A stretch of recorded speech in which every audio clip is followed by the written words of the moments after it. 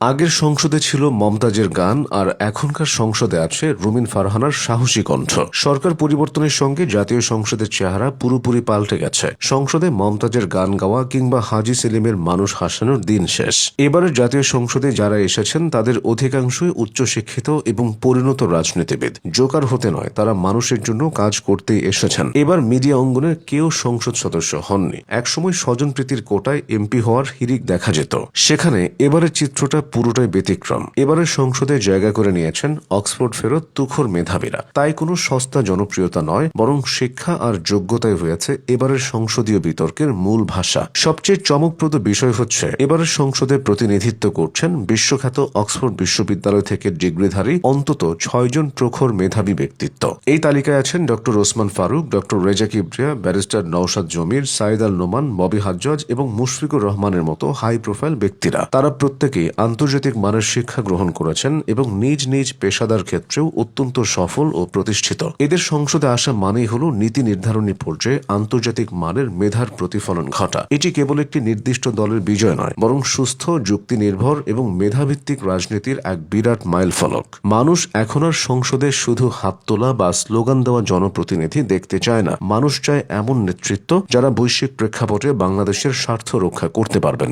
বিজয়ী হয়ে সংসদে এসেছেন আন্দালিব রহমান পার্থ ও রুমিন ফারহানার মতো বলিষ্ঠ কণ্ঠের মানুষরা। বিশেষ করে রুমিন ফারহানার কথা বলতেই হবে। রাজনৈতিক অঙ্গনের সুপরিচিত এই নারী পুনরায় তার ক্ষুরোধার যুক্তির মাধ্যমে নারী অধিকার রক্ষা এবং সমাজের সর্বস্তরের অন্যায়ের বিরুদ্ধে বজ্রকণ্ঠ হয়ে হাজির হতে প্রস্তুত। দলমত নির্বিশেষে সব পক্ষের বিচ্যুতি এবং আইনি অসঙ্গতিগুলো এমনভাবে তুলে ধরবেন যা সংসদের নীতি নির্ধারণী আলোচনায় এক ভিন্ন আমেজ ও বুদ্ধিবৃত্তিক গভীরতা তৈরি করবে। অন্যদিকে সংসদে পার্থের বক্তৃতা ভিন্ন এক আমেজ তৈরি করবে। অতীতেও তিনি সেটা দেখিয়ে এসেছেন। শিক্ষিত ও অভিজ্ঞদের পাশাপাশি এবারের সংসদের সবচেয়ে বড় শক্তির জায়গা হচ্ছে অপ্রতিরোধ্য তরুণ নেতৃত্ব। হাসনাত আব্দুল্লাহ বা নাহিদ ইসলামদের মতো তরুণরা যখন সংসদের আসনে বসবেন, তখন সাধারণ মানুষের প্রত্যাশার পারদটা স্বাভাবিকভাবেই অনেক উঁচুতে থাকবে। তরুণ প্রজন্মের এই সাহসী প্রতিনিধিরা রাজপথ থেকে সরাসরি সংসদে গিয়েছেন কোনো পারিবারিক উত্তরাধিকার সূত্রে নয়, নিজেদের জীবন বাজি রাখা ত্যাগ ও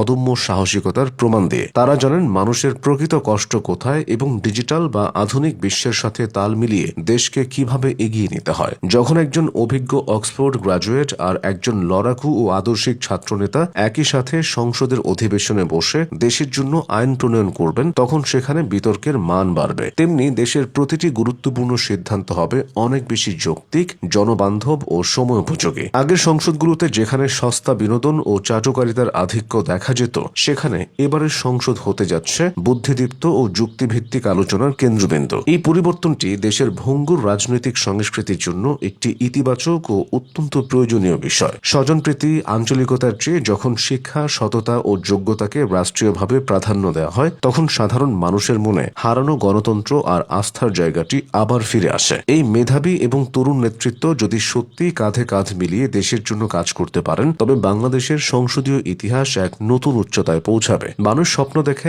এমন এক সমৃদ্ধ বাংলাদেশের যেখানে জনপ্রতিনিধি হতে হলে কেবল টাকা বা পাওয়ার নয়, বরং মেধা, গভীর দেশপ্রেম এবং নিঃস্বার্থ জনসেবার মানসিকতাই হবে একমাত্র মাপকাঠি। এবারের এই ব্যতিক্রমী সংসদ সেই স্বপ্নের পথেই প্রথম ও সবচেয়ে বড় পদক্ষেপ রাখতে পারে।